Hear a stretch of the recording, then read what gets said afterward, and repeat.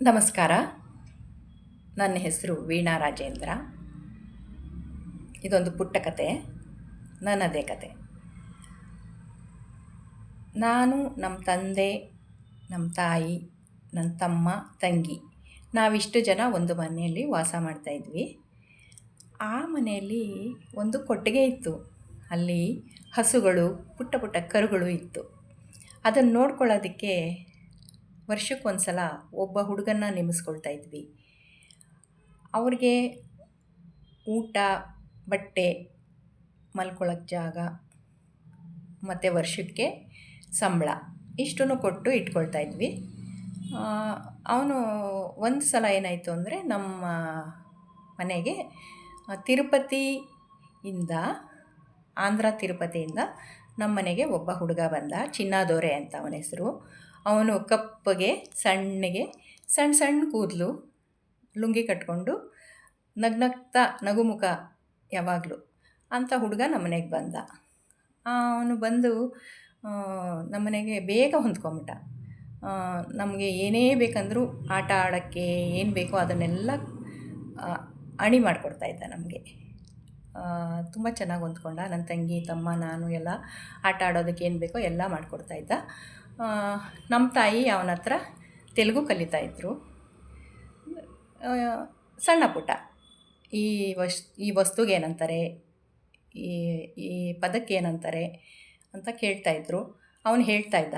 ನಾನು ಅಲ್ಲೇ ಎಲ್ಲನೂ ತಿಳ್ಕೊಳ್ತಾ ಇದ್ದೆ. ನಾನು ಕಲಿತಾಯಿದ್ದೆ ತೆಲುಗು.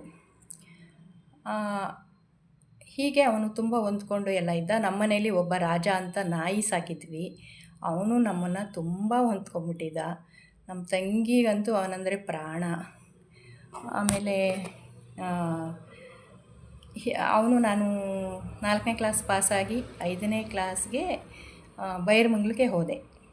ಬೈರಮಂಗಲದಲ್ಲಿ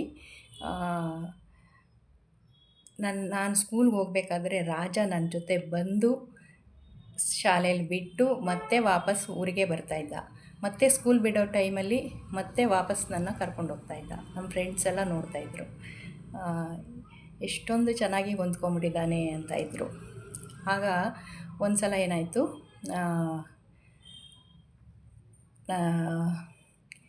ಅವನದು ಚಿನ್ನದೊರೆದು 1 ವರ್ಷದ್ದು ಅವಧಿ ಮುಗೀತು. ಅವನು ಊರಿಗೆ ಹೋಗ್ತೀನಿ ಅಂದ. ನಮ್ಮ ತಾಯಿ, ಬೇಡಪ್ಪ, ಇನ್ನೊಂದು ವರ್ಷ ಮುಂದುವರ್ಸ್ಕೊಂಡು ಹೋಗು, ಚೆನ್ನಾಗಿ ಮಾಡ್ತಾಯಿದ್ಯಾ, ಹೊಂದ್ಕೊಂಡಿದ್ಯಾ ಅಂದರು. ಇಲ್ಲಮ್ಮ, ಹೋಗ್ಬಿಟ್ಟು 1 ವಾರ ಇದ್ದು ಬಂದುಬಿಡ್ತೀನಿ ಅಷ್ಟೇ ಅಂತ ಹೇಳ್ದ. ಆಮೇಲೆ ಹೊರ್ಟು ನಿಂತ. ನಮ್ಮ ಶಾಲೆ ಎದುರುಗಡೆನೇ ಬಸ್ ಸ್ಟ್ಯಾಂಡು. ಅಲ್ಲಿ ಅವನು ಹೋಗ್ತಾ ಇರೋದನ್ನು ನಾನು ನೋಡಿಕೊಂಡು ನಾನು ಅಲ್ಲಿಯೇ ನಿಂತಿದ್ದೆ. ಆಮೇಲೆ ಬಸ್ಸಿಂದ ವಾಪಸ್ ಇಳಿದು ಬಂದು ಒಂದು ಮಾವಿನ ಹಣ್ಣನ್ನು ಕೊಟ್ಟು, ಆ ಗಾಡೀಲಿ ಇರ್ತಿದ್ದ ಮಾವಿನ ಹಣ್ಣು ತಗೊಂಡು ಕೊಟ್ಟ ನನಗೆ. ಅದನ್ನು ತಗೊಂಡೋಗಿ ಅವನು ಮತ್ತೆ ಬಸ್ ಹತ್ತಿ ವಾಪಸ್ ಹೋಗ್ತಾ ಇರಬೇಕಾದ್ರೆ ಅವನು ತಿರುಗಿ ನೋಡಿದಾಗ ಅವನ ಕಣ್ಣಲ್ಲೂ ನೀರಿತ್ತು, ನನ್ನ ಕಣ್ಣಲ್ಲೂ ನೀರಿತ್ತು. ನಾಯಿನೂ ಹಿಂಗೇ ನೋಡ್ತಾಯಿದ್ದ. ಆ ದೃಶ್ಯ ಸಿನಿಮೀಯ ರೀತಿಯಲ್ಲಿತ್ತು. ಅದನ್ನು ಈಗಲೂ ನನಗೆ ಮರೆಯೋಕ್ಕೆ ಆಗಲ್ಲ. ಇದೇನಾ ಅವಿನಾಭಾವ ಸಂಬಂಧ ಅಂತ ಈಗಲೂ ನೆನೆಸ್ಕೊಂಡಾಗ ಅನಿಸುತ್ತೆ. ನಾವೆಲ್ಲ ಎಷ್ಟು ಪ್ರೀತಿ ವಿಶ್ವಾಸನ ಇಟ್ಕೊಳ್ತೀವಲ್ವ ಜನಗಳಲ್ಲಿ. ಅದನ್ನು ನೆನೆಸ್ಕೊಂಡ್ರೆ ನಿಜವಾಗ್ಲೂ ಖುಷಿಯಾಗುತ್ತೆ. ಎಷ್ಟೊಂದು ಜನ ನಮ್ಮ ಜೀವನದಲ್ಲಿ ಬಂದು ಹೋಗ್ತಾರೆ.